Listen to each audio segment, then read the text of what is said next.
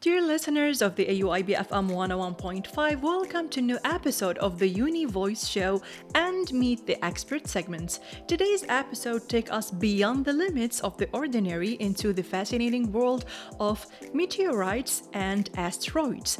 Why not explore the universe, dear listeners? After all, our esteemed faculty at AUIB continue to amaze us with their remarkable academic achievements.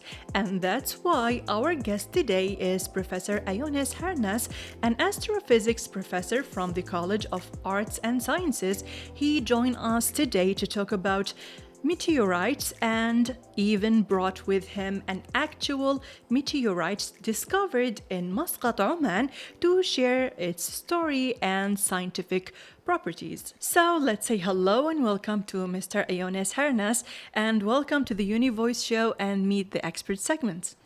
Hi.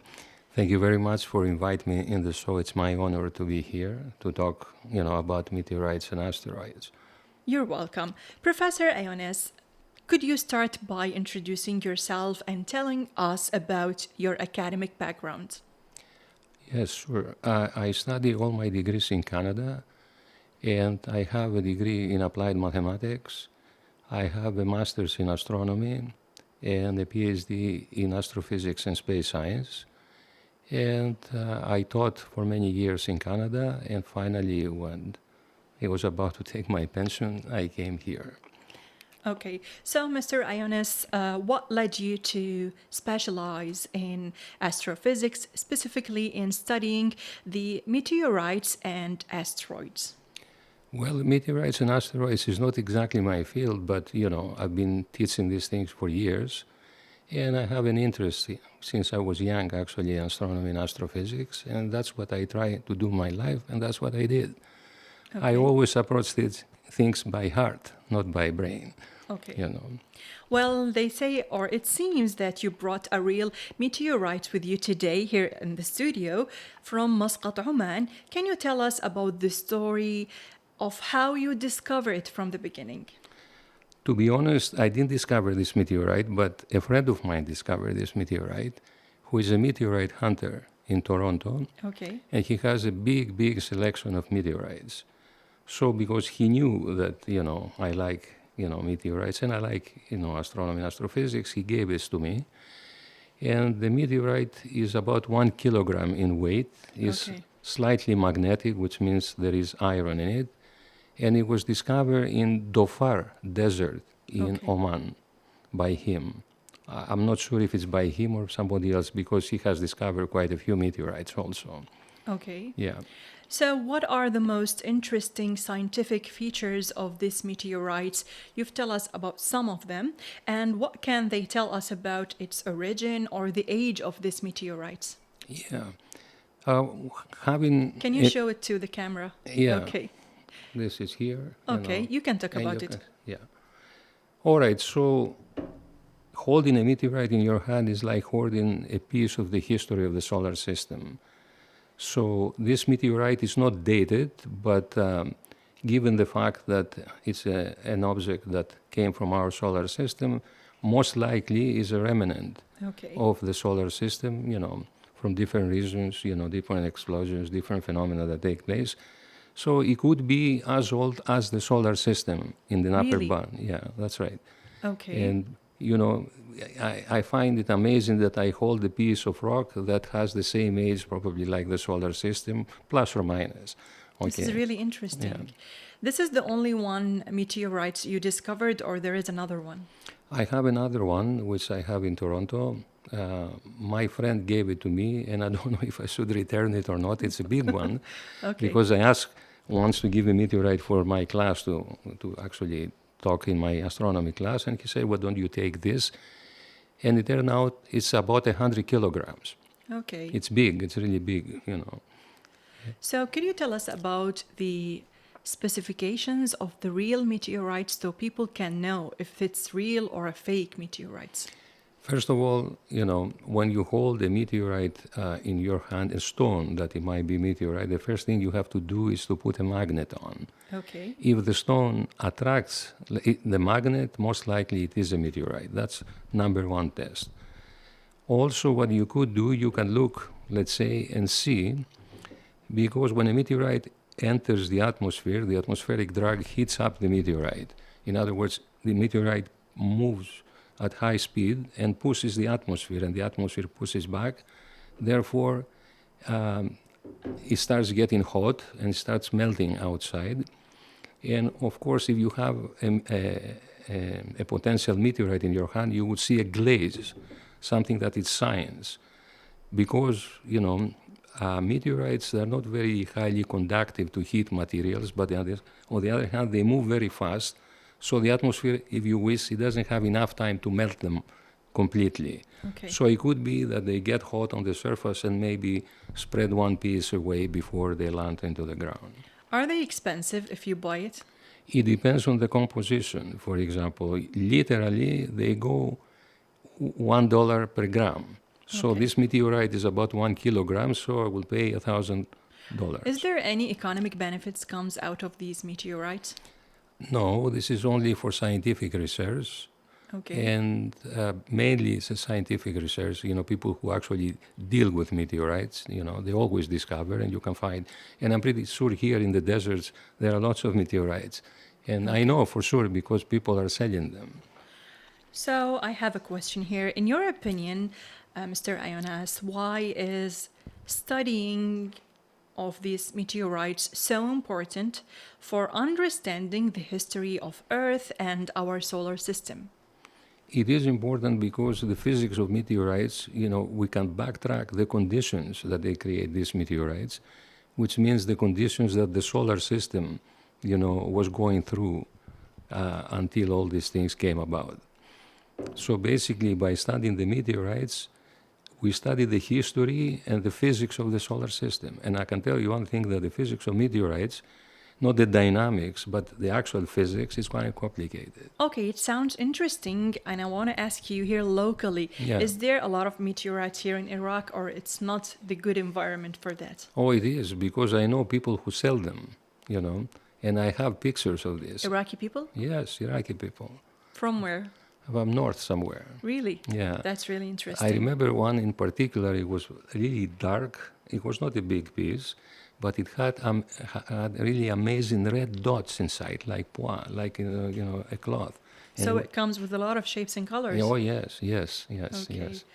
So I want to ask you about teaching students benefits and the career future and college plans. How do you introduce students to astrophysics and the planetary sciences? What teaching approach do you find most effective with them here at AUIB? The best teaching approach I find with students is not just the subject. It's how you present the subject and how friendly you are to the students. For me, even in Canada, students were my friends, let's put it this way. And I see all the students as my own children here, and I tell them that. And I'm actually, I mean that. It's not an exaggeration. It doesn't matter, girls, boys, for me, are the same. They are students. They could be my own daughters and my own sons. So for me, I try to get friendly with the students to actually win their trust. And even in Canada, in the first day I stepped floor into the class, I used to tell them, up in the amphitheater, I was down, says, we're one level. There is no levels between us. Okay. You and me, same thing. So, do you do both research? There's a collaboration between you and the students about the science or maybe about meteorites? Right now, I mainly teach. I do my own research. And I know some students, they have an interest, but, because they take astronomy as an elective course, all right? So they just take the course and, They have information about it, okay. But people who graduate from physics, last year they took more courses from me. Really? They took one course in planetary and space science, and they also took one course in stellar astrophysics. And at the end, in order to graduate, they have to do a project, like a thesis, which was a research project. So what skills or knowledge do students gain from studying the meteorites and space sciences in your specific courses? First of all, they validate the knowledge of mathematics they have. Okay. And unless, you are in physics, if you are in physics and astrophysics, then you can extend your knowledge later on if you decide to go to graduate school. But for people who actually do physics here, all right, I can always supervise them in anything they want if they want to do a master's or even a PhD. But so far, we had 5 graduates. All of them took astronomy and astrophysics, and they took actually all the courses. Now, the course of astronomy is a first-year course which I teach, okay, and it's taken as an elective, basically. So if we have more physics students, then I could teach other courses. Okay. So do you believe that this field can open career opportunities for students in the future? And if so, which industries or roles could they pursue in the future? I would say a degree in physics is very important because a physicist can work everywhere. Because we have the math, we have the physics, so you can work with computer science companies, applied, companies, they do research or anything else. And they have the background. As a matter of fact, most theoretical physics, people who don't want to do academic work, you won't believe they work for the banks. Okay. And they work for the markets. They predict models for the markets because they have the math. Okay, I really agree with that.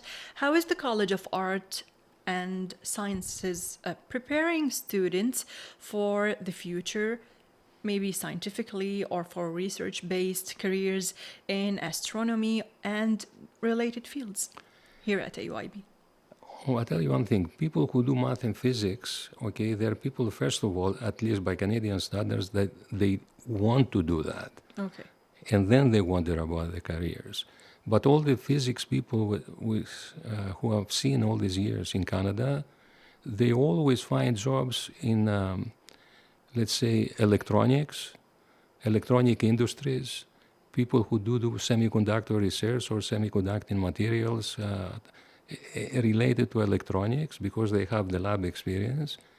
And some of them, of course, they go to academia. One of my students in Canada, in the last class, now he's finished his PhD in microwave physics, yes. That's really interesting. So they have a future here by studying in the Art and Science College here? Okay, because I see Baghdad, lots of technologies developing in Baghdad. Yes. All these companies, eventually computer scientists, they're going to be needed, and also physics people with good knowledge of computer science also are going to be needed. That's really interesting.